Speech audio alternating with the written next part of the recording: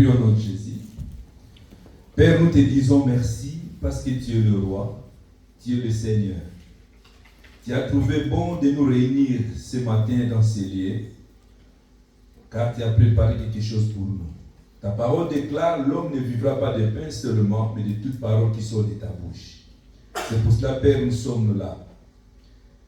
Permets que les ciels s'ouvrent. Nous voulons recevoir de toi. C'est toi qui nous fais vivre, Seigneur. Accorde-nous ta grâce ce matin et fais-nous du bien. Au nom de Jésus.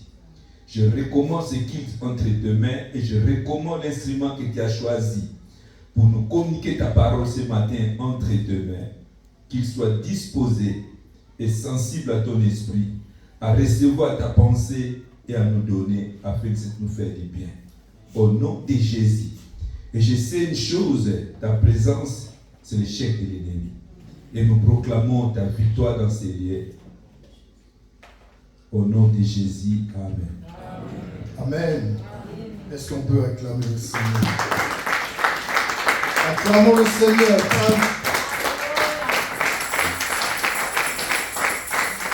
Amen.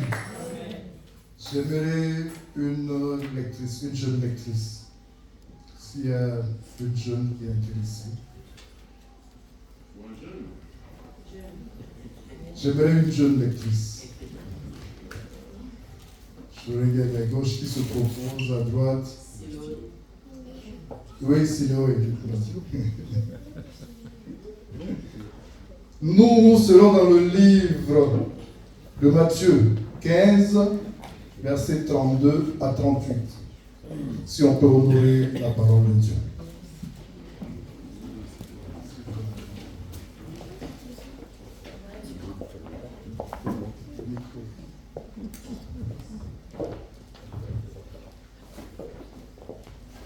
Je lis la parole de Dieu. Amen. Jésus, ayant appelé ses disciples, dit: Je suis ému de compassion pour cette foule, car voilà 3 jours qu'ils sont près de moi, et ils n'ont rien à manger. Je ne veux pas les renvoyer à jeûne, de peur que les forces ne leur manquent en chemin. Les disciples dirent: Comment nous procurer dans ce lieu désert assez de pain pour rassasier une si grande foule? Jésus leur demanda: Combien avez-vous de pain?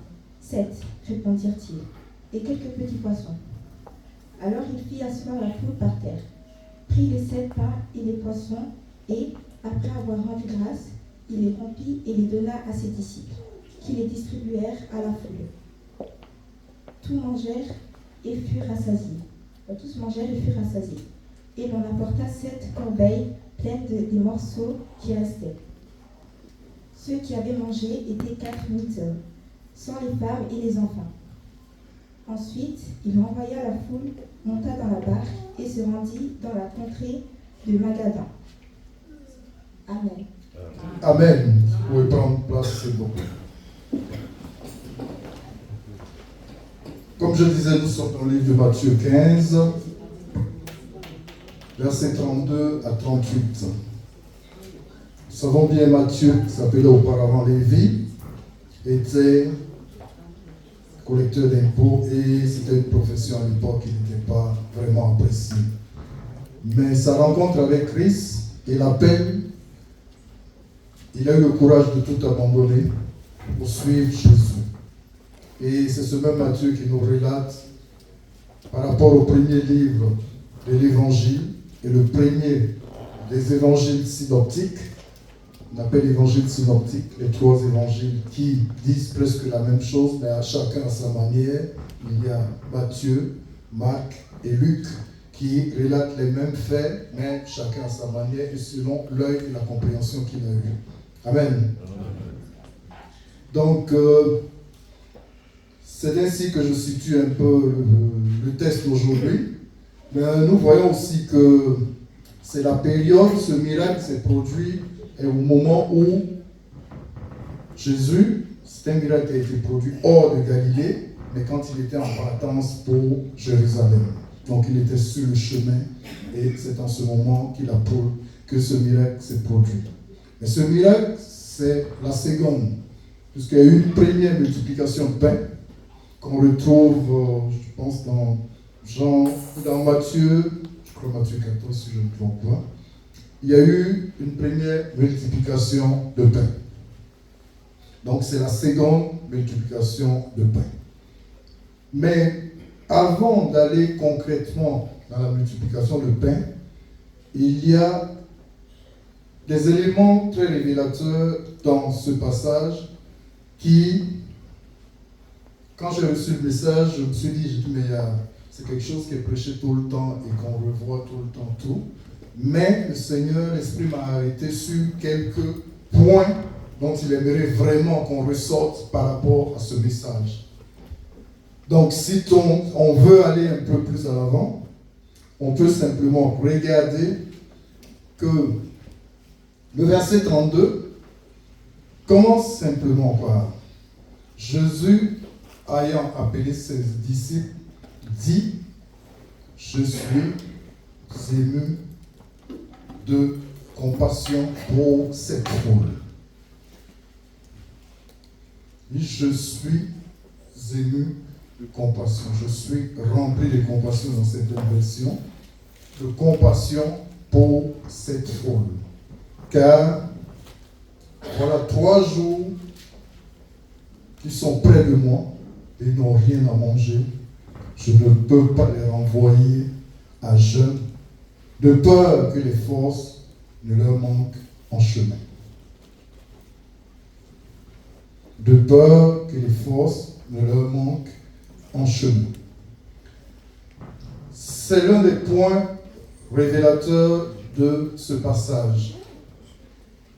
L'Esprit met l'accent sur la compassion. Je pense que vous et moi, quelques-uns, on sait ce que c'est que la compassion. Qu'est-ce que c'est que la compassion? C'est quoi la compassion en tant qu'humain? Donc Jésus dit, je suis rempli de compassion. Qu'est-ce que la compassion? La compassion, c'est un sentiment par lequel un individu est porté à percevoir ou à ressentir la souffrance d'autrui, la souffrance de quelqu'un d'autre, mais à y penser et à chercher à remédier par amour moral ou éthique. Donc la compassion, c'est ressentir la souffrance de quelqu'un, souffrir avec la personne, mais pas seulement, parce que quand on s'arrête là, c'est la piété. Quand on s'arrête là, on n'est pas dans la compassion, mais on est tout simplement dans l'empathie. La différence, c'est que tu souffres, tu ressens la souffrance, tu souffres avec cette personne, mais tu cherches à trouver une solution pour soulager cette personne-là de cette douleur dont elle souffre. On se comprend même. Donc ce n'est pas seulement ressentir, j'ai pitié d'un tel, là c'est la pitié, je ressens, je sens le sentiment qui ne va pas bien, ça me fait mal, mais la compassion, c'est rentrer dans sa souffrance, souffrir avec cette personne, mais pendant qu'on souffre, on cherche par toutes les voies et moyens pour trouver la solution ou soulager le mal que cette personne-là souffre. Ça sous-entend que tant que cette personne va souffrir, tant que ce mal ne sera pas résolu, tant que la personne ne sera pas soulagée, j'aurai mal, mais je ne m'arrêterai pas de chercher des solutions pour rendre cette personne heureuse, pour que cette souffrance parte, pour que cette souffrance n'existe plus. Amen. Donc on comprend ce que c'est que la compassion. Amen. Et quand on dit, Jésus dit, je suis ému de compassion, et dans certains pas, je suis rempli de compassion, on comprend à qui on a affaire. On a affaire à Jésus, on a affaire à Dieu, puisqu'il était 100% homme et 100% Dieu. Mais Dieu était au milieu de ces personnes, de cette foule-là. Il y avait les malades, il y avait tout ce qui se passe. Mais on voit régner cette histoire de compassion. Quand on retourne à Exode, cela, plutôt que de retourner, quand on se rappelle d'Exode, quand Dieu, Yahvé, est apparu à Moïse, qu'est-ce qu'il a dit? J'ai vu la souffrance de mon peuple. J'ai entendu ses cris. Mais si Dieu a dit j'ai vu, il n'était pas absent, il n'était pas loin. Il était au milieu de son peuple, en train de souffrir avec son peuple. Et il a dit, je suis venu maintenant pour leur faire sortir de cela. Amen. Donc Jésus, quand nous parlons de compassion, nous voyons que c'est Jésus en lui-même tout entier. Il était en train de se révéler à ceux qui n'avaient pas encore compris qui il était. C'était, on dirait, une autre page. Il ouvrait encore une page pour amener certaines personnes, et surtout ses disciples, à comprendre vraiment la mission pour laquelle il était sur terre. On sait tous pourquoi il est là, pourquoi il est venu. Parce que Jésus, il est venu parce que simplement, il a vu la souffrance de son peuple. Il a vu la souffrance des enfants de Dieu. Il a souffert avec eux. Et nous savons que dans ce cadre-là, c'est vraiment la souffrance du peuple de Dieu que Dieu a vu. Et il a demandé qui envoyait. Et lui, Christ a dit, je viens. Donc, Christ est en train de révéler par ici l'œuvre pour laquelle il est venu sur terre. C'est la compassion. C'est la souffrance du peuple de Dieu. Les âmes perdues, les brebis perdues, les gens égarés, et surtout la souffrance de toi et moi. Nous qui étions des oliviers sauvages, parce que Dieu avait son peuple et lui qui l'avait choisi. Mais restant dans cette entité-là, on pouvait continuer de faire les sacrifices, les offrandes, tout et tout, se rapprocher de temps en temps de Dieu et tout. Mais Dieu a vu dans ce peuple qu'il y avait la souffrance, mais surtout ceux qui ne connaissaient pas Dieu. Vous et moi, nos aïeux, nos grands-parents, tout et tout, qui étaient vraiment ailleurs, qui étaient des oliviers sauvages, comme on le dit souvent dans la Bible. Donc c'est par cette compassion-là que Christ est venu sur terre pour réconcilier le monde avec Dieu. Mais qu'est-ce qu'il a fait en réalité? C'est s'offrir lui-même. Offrir sa propre personne. Et comme je disais tantôt, c'est souffrir avec la personne. Et c'est cette souffrance-là qui a permis à Dieu de venir comme un être humain pour pouvoir souffrir de la même souffrance que nous connaissons ou que nous subissons, que nous vivons. Il est venu souffrir de la même manière que nous. Donc c'est ça la compassion, comme on définissait plus tôt. Il est venu, il a vu notre souffrance, ça lui fait mal. Il est venu pour aussi porter les mêmes souffrances que nous. Aller jusqu'au bout, comme je disais, tant que le problème n'est pas résolu, il n'est pas tranquille. Mais jusqu'à ce qu'il arrive à résoudre le problème pour que nous ayons la paix, pour que nous vivions en paix. Donc on comprend pourquoi Jésus est là, mais on comprend pourquoi là il sort le mot qui nous ouvre les yeux, ou qui à l'époque devait ouvrir les yeux à ceux qui étaient là, ou ceux qui l'ont entendu. Il a dit cela à ses disciples, ceux qui étaient avec lui, ça, on va dire sa chasse gardée, là où son entourage, à ces personnes-là qui révèlent cela. Je suis ému de compassion. Ce qui annonçait que je vais aller jusqu'au bout, je souffre avec eux, je vais aller jusqu'au bout, je vais résoudre ce problème et je ne serai pas en paix tant qu'ils ne seront pas heureux et qu'ils ne seront pas dans la joie. Amen. Amen. Est-ce que je me fais comprendre? Amen. Est-ce qu'on se comprend? Amen. Donc la compassion, c'est ça. Mais je dirais, en un mot simple, la compassion c'est Christ. C'est Christ. Parce qu'en réalité, le mot il existe, mais est-ce qu'en réalité, on arrive vraiment à aller au bout comme on le dit? Souffrir avec la personne, aider la personne, résoudre son problème, être dedans jusqu'à ce que la personne ait la paix ou que le problème soit résolu. C'est difficile de nos jours. Ou même il y en a peu qui seront là quand. Parce qu'à un moment on est fatigué. Parfois nous-mêmes chrétiens, ça si ce n'est pas le Seigneur. Mais il n'y avait que Christ, le seul, qui pouvait aller jusqu'au bout comme il a fait et nous a donné la paix. On est d'accord? Comme il le disait en partant, je vous laisse ma paix, je vous donne, pas comme le monde donne. Amen. Donc, le point où l'Esprit m'a demandé vraiment d'insister, c'est la compassion.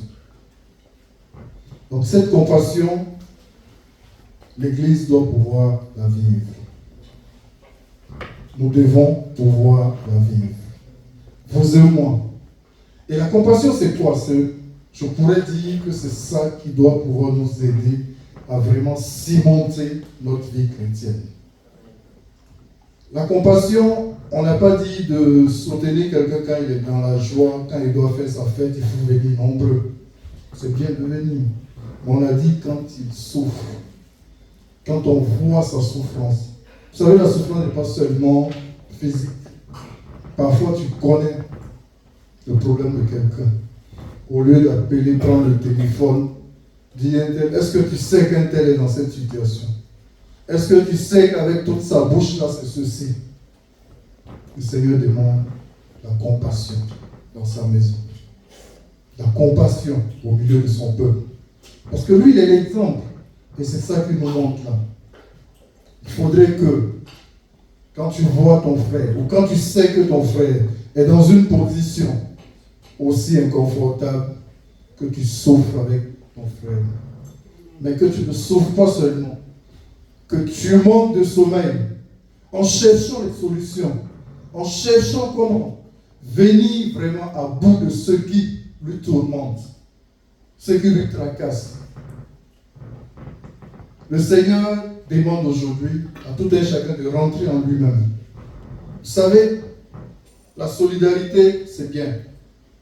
Mais je pense que le Seigneur demande que vraiment on passe à une étape aussi supérieure que la solidarité et l'aide. Vous savez, parfois, quelqu'un dans la souffrance, tu viens, tu donnes une enveloppe et tu te crois dédouané. C'est bien, ça aide aussi à faire quelque chose. Mais est-ce que le temps que tu passes avec, le temps que tu pleures avec, n'est pas souvent aussi important que d'arriver, tendre une enveloppe et puis disparaître? Est-ce que quand tu restes avec la personne, comprendre, chercher à comprendre, se poser la question, moi à mon niveau, qu'est-ce que je peux faire pour soulager la douleur de ce frère ou de cette sœur? Est-ce que c'est pas là qu'on voit un frère? Est-ce que c'est pas là qu'on voit le chrétien? Est-ce que c'est pas là qu'on voit celui qui doit ressembler à Christ? Amen. Amen. Ne soyez pas tristes. Souvent, il y a des choses que je dis ici.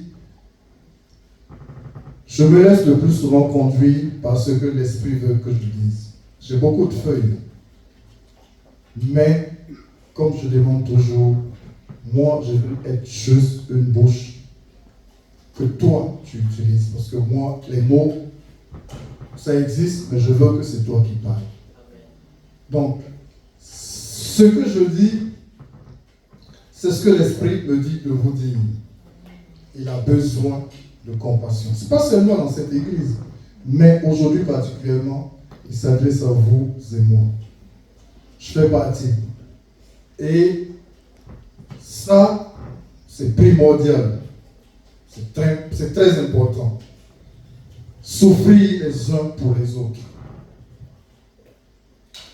Manquer de sommeil afin de rechercher comment pouvons-nous résoudre ce problème. Et ça, c'est très important. Et c'est l'exemple que Christ nous montre en disant lui-même, je suis ému de compassion. Je suis rempli de compassion. Amen. Amen. Compassion, on pourrait peut-être parler toute la journée. Mais je sais que tout un chacun a compris ce que le Seigneur attend de lui, individuellement et dans le collectif. Parce qu'il faut qu'on se resserre les coudes. Il faut qu'on soit une seule personne. Et une seule personne, c'est dans le cœur, c'est dans la compassion qu'on peut y parvenir. Soutenons-nous les uns les autres. Soyons là les uns pour les autres. Ne soyons pas là juste le dimanche, on se rencontre. On regarde nos montres. Oh, on avait tel truc. Et on se disperse. La vie chrétienne n'est pas seulement limitée à ça. La vie chrétienne n'est pas seulement je suis passé par les eaux du baptême il y a 20 ans. Je suis passé par les eaux du baptême, oh moi je ne sais plus. La vie chrétienne, c'est ressembler à Christ. Et aujourd'hui, le Seigneur dit, de vous communiquer, qu'il veut que vous lui ressembliez, non pas en disant je dois pouvoir aussi faire des miracles comme lui, mais il faut commencer par la compassion. Être ému de compassion les uns pour les autres. Amen. Amen. Je vais essayer de poursuivre dans ce qu'on a lu tout à l'heure, mais on a vu que le Seigneur était ému de compassion. Mais la deuxième partie de ce qui a un peu retenu mon attention ou l'Esprit m'a demandé un peu d'en parler, c'est le verset 33. Les disciples le disent simplement, comment procurer dans ce lieu désert de quoi rassasier une si grande foule. C'est vrai. C'est la question que vous et moi aurions dû aussi poser au Seigneur. Dans ce lieu désert, où allons-nous avoir de quoi rassasier tout ce peuple? Mais curieusement, comme je disais au préalable, c'est la deuxième multiplication de pain. Ils étaient là, la première multiplication. Et aujourd'hui, avant, il y avait un jeune qui avait du pain et du poisson, ils sont allés chercher. Mais cette fois-ci, on constate que c'est eux-mêmes qui avaient cette pain. Mais ils posent la question au Seigneur, avec quoi allons-nous rassasier ce peuple? Vous ne trouvez pas curieux? Parce qu'ils étaient là la première fois. Ils ont oublié. Est-ce qu'ils ont oublié? Moi, je pense qu'ils ont oublié que le Seigneur avait déjà fait quelque chose pour une foule plus nombreuse avec quelques pains aussi. N'est-ce pas? Ils ont dû oublier. Moi, je pense que c'est un oubli. Mais, c'est propre à l'homme. Et c'est propre à notre nature. Le Seigneur a fait ce miracle. Tout le monde était étonné. c'est eux-mêmes qui ont ramassé le reste de pain dans les paniers. Mais la deuxième fois, ils posent la question, comment allons-nous faire? Avec tout ce monde, comment nous allons pouvoir les nourrir? Est-ce que c'est normal? Ils ont vécu le premier miracle. Ils étaient là. Ils ont même ramassé les pains. La première fois, on peut leur accorder qu'ils ne savaient pas ou qu'ils n'ont pas pensé. Mais la deuxième fois, c'est quoi? L'incrédulité ou bien c'est quoi? Mais c'est la nature de l'homme. C'est notre nature. C'est nous-mêmes. Combien de fois le Seigneur t'a sorti de certaines situations où toi-même tu ne t'attendais pas.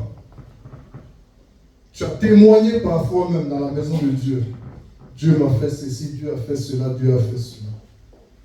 Mais des situations similaires, peut-être même moins difficiles que ce que le Seigneur a fait, se présentent devant toi. Et c'est toi qui es le premier à te lamenter, à crier, à même à dire, mais Seigneur, pourquoi m'abandonnes-tu? Pourquoi m'abandonnes-tu? Te souviens-tu du premier miracle? Est-ce que tu te souviens du premier miracle? C'est la nature de l'homme. Dieu t'a sorti d'une situation, peut-être plus grave qu'avant. Mais il se passe un petit truc. Tu oublies ce que Dieu a fait avant. Tu oublies de quoi il est capable. Tu oublies comment il t'a surpris. Mais cette situation est moindre, elle n'est pas plus difficile que l'autre. Comme je disais, avant, ils n'avaient rien. On a donné un jeune qui avait. Mais cette fois-ci, c'est eux qui en avaient. Si ils avaient de la mémoire, ils auraient dit, Seigneur, cette fois-ci, c'est nous, on a cette pain et 2 portions. Voilà, que ta volonté soit faite. N'est-ce pas? S'ils avaient de la mémoire. Mais combien de fois nous sommes rentrés dans nos maisons? Combien de fois nous avons téléphoné au pasteur? Pasteur, il y a ça, oh, comment je vais faire? Est-ce que tu te souviens qu'avant, Dieu a fait un miracle plus grand et plus surprenant que ce qui se présente à toi? Amen. Amen. Amen. Est-ce que je parle à quelqu'un? Est-ce que je parle à quelqu'un? Est-ce que quelqu'un, son cœur bouillonne au moment où je parle? Détends-toi, mon frère. Détends-toi, ma soeur. Dieu te dit, ce que tu crois, regarde derrière. Il a fait plus grand que ça. Il a fait plus difficile que ça. Mais pourquoi tu te lamentes? Tu as oublié ou tu as une mémoire courte? Amen. C'est là où le Seigneur m'a dit, c'est ce que je veux que tu ressortes. Je veux que tu ressortes ça. Ma compassion, elle est bonne, tout et tout. Mais je veux que tu ressortes ça, parce que l'homme a la mémoire courte. Et je sais que je parle à quelqu'un ici actuellement.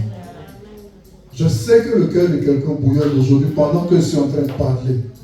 Parce que Dieu t'a sorti d'une situation plus difficile que ce que tu es en train de pleurer aujourd'hui. Ce qui te fait pleurer aujourd'hui n'est que peu par rapport à ce que Dieu a déjà fait dans ta vie. Quand j'ai eu cette révélation, je me suis mis à genoux et j'ai dit, Seigneur, moi, le premier, je vais me confesser avant toute chose. Parce que ma mémoire aussi est courte. Je suis humain. Et parfois, il suffit seulement d'un petit pic.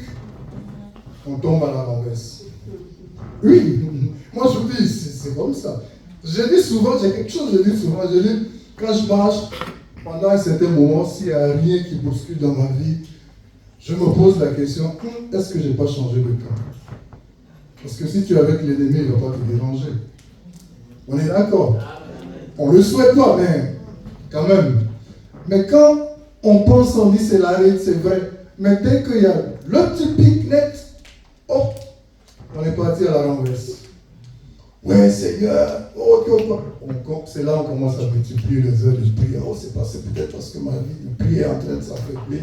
Ou peut-être que. Non. Regarde à Dieu.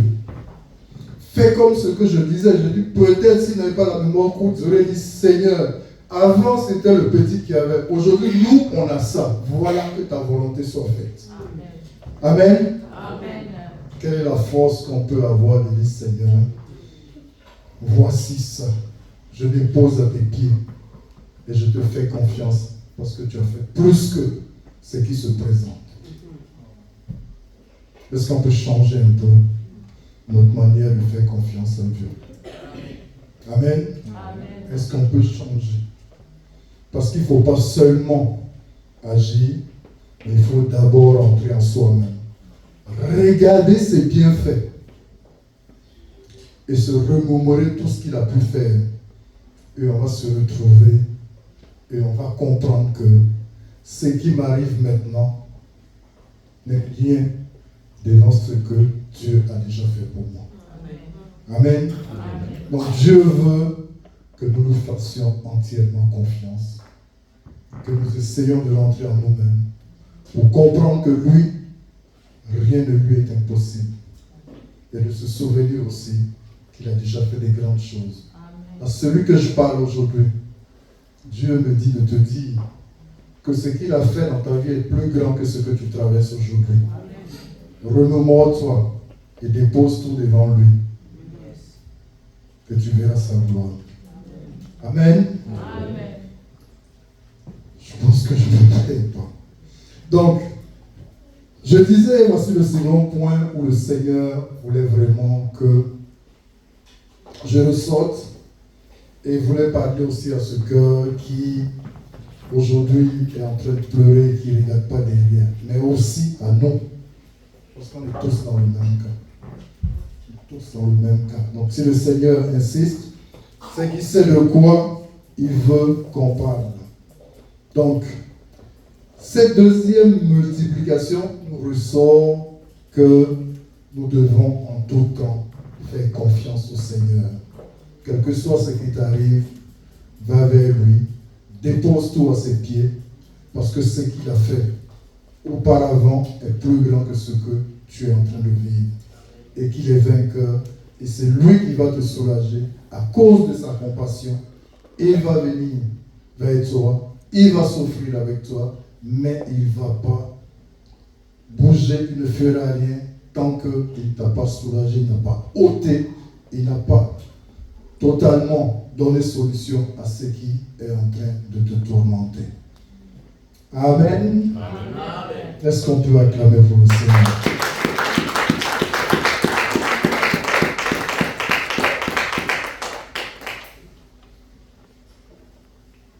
Donc, je disais qu'il faut complètement lui faire confiance. Complètement lui faire confiance. Mais Jésus n'a pas répliqué d'une autre manière. Il a simplement dit, qu'avez-vous? Combien avez-vous de pain? Parce que lui, il savait qu'ils avaient du pain. Il savait que ce qu'il disait n'a pas de sens. Parce que lui, il l'a déjà fait. Et il va continuer de le faire. Mais c'est comme je disais, au lieu de se mettre à se lamenter tout et tout, cette question du Seigneur aussi doit nous interpeller. Qu'as-tu ou qu'as-tu à proposer au Seigneur? Que fais-tu pour que le Seigneur puisse faire quelque chose dans cette vie qui te tourmente? Parce qu'il ne s'agit pas aussi de venir, je te fais confiance Seigneur, tu as fait plus grand que... C'est vrai, c'est un acte de confiance, mais le Seigneur veut aussi que tu proposes quelque chose. Vous savez, on est dans une vie chrétienne où Dieu, il est très, très, très merveilleux. C'est un Père très bon. Quand je le dis, les papas, ceux qui ont des enfants, tous ceux qui ont été enfants, savent. Quand tu es bébé, tu es né, voici d'autres qui sont là, on est aux petits soins. Tout ce qu'il demande, on ne veut même pas qu'il... Dès que l'on donne-lui son biberon, donne-lui son lait, il doit avoir faim. Si le papa à côté, la maman est à la cuisine ou quoi, Parfois, le cri, même les menaces sont assez forts. Dépêche-toi. On est aux petits soins, on s'arrange parce que l'enfant.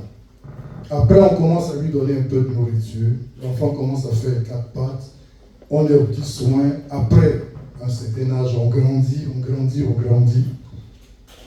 Et c'est à partir de ce moment où parfois les conditions changent. On va dire les règles sont mises peu à peu. Si tu fais ça, tu auras ça. Si tu ne fais pas ça, aujourd'hui de nos jours, c'est le plus souvent les jeux avec lesquels on essaie un peu de les diriger. Tu es puni le jeu pendant une semaine et là l'enfant il rentre dans lui-même. Ou si tu fais ça, tu auras droit à ça. La vie chrétienne aussi est similaire.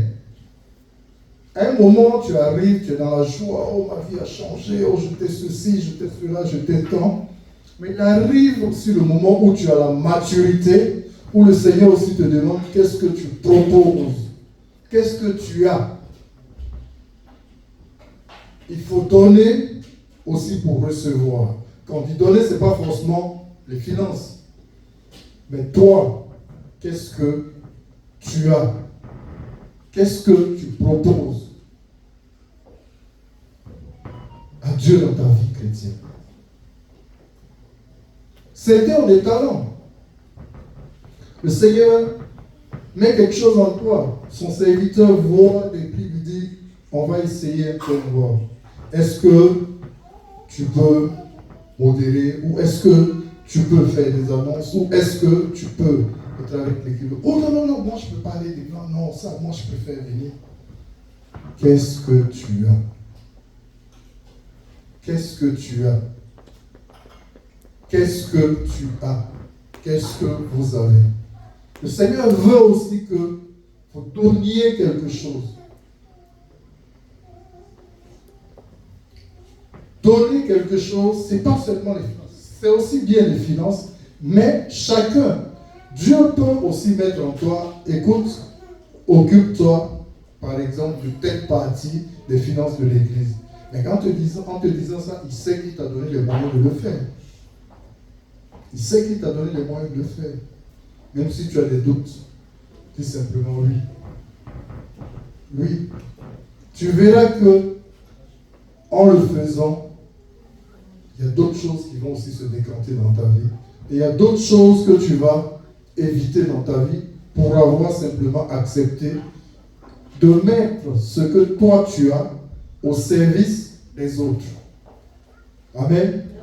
Donc le qu'est-ce que vous avez n'est pas seulement chose, mais qu'est-ce que tu as comme talent, qu'est-ce que tu as comme avantage, qu'est-ce que tu as comme possibilité à mettre au service du Seigneur pour le service des autres, pour soulager, pour aider, soit le pasteur, soit l'équipe pastorale, soit même quand on parle du nettoyage, ça soulage aussi. Quand les gens viennent, c'est propre.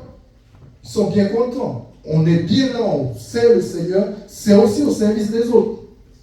Donc quand le Seigneur dit, qu'avez-vous, combien de pain avez-vous? Mais toi, qu'est-ce que tu as à mettre au service du Seigneur pour le bien des autres?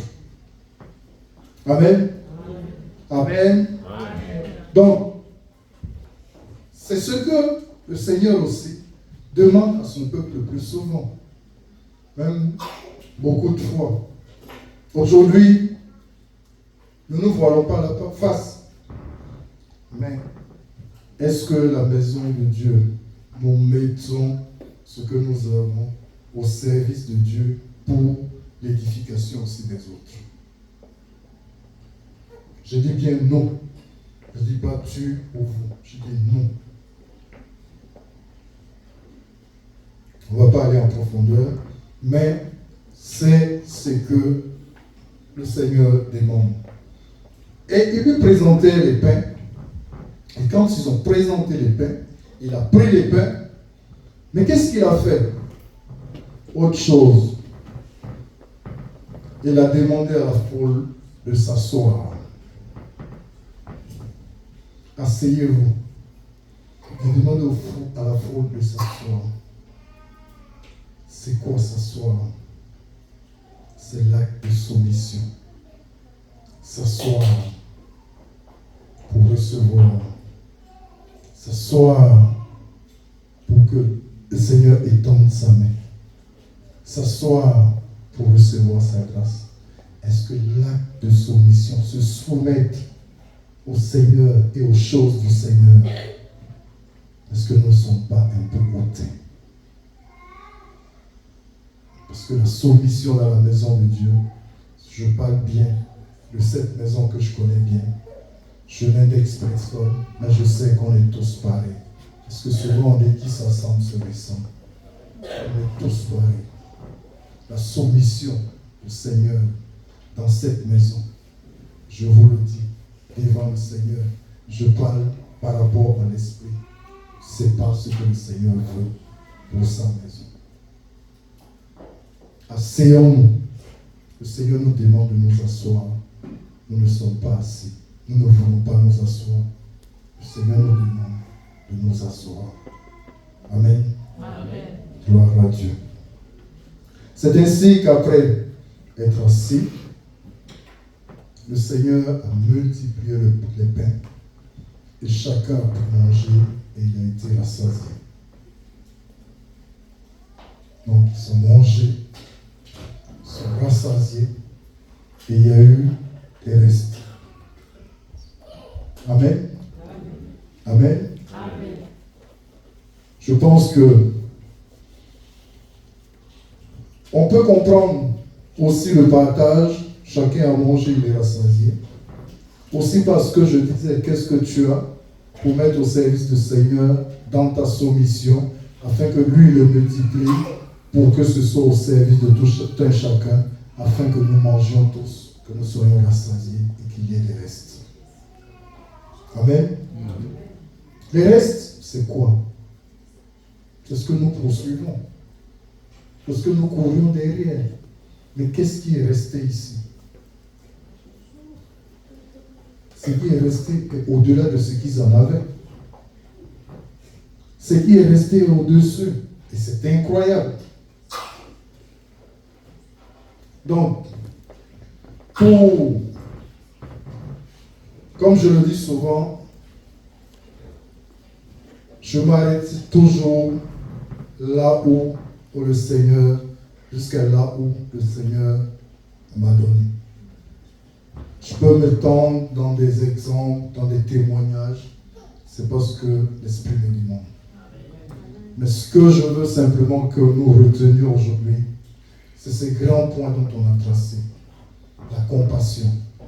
Être comme Christ, être ému de compassion pour son frère et sa sœur. Être reconnaissant. Et faire confiance en Dieu et se souvenir qu'il a fait de grandes choses plus que ce que nous sommes en train d'endurer, en train de pleurer. Et aussi, qu'avons-nous à mettre à la disposition de Dieu pour qu'il le multiplie, afin que nous soyons rassasiés et qu'il y ait même des restes qui vont nous surprendre. Amen. Que Dieu bénisse sa parole.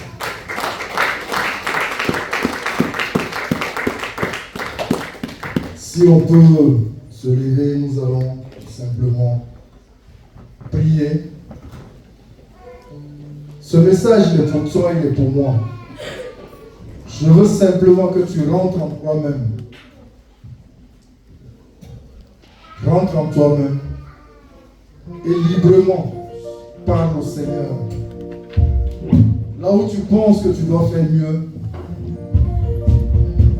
demande à ce qu'il élargisse ton cœur afin que tu sois vraiment quelqu'un dont il aimerait prendre plaisir à voir.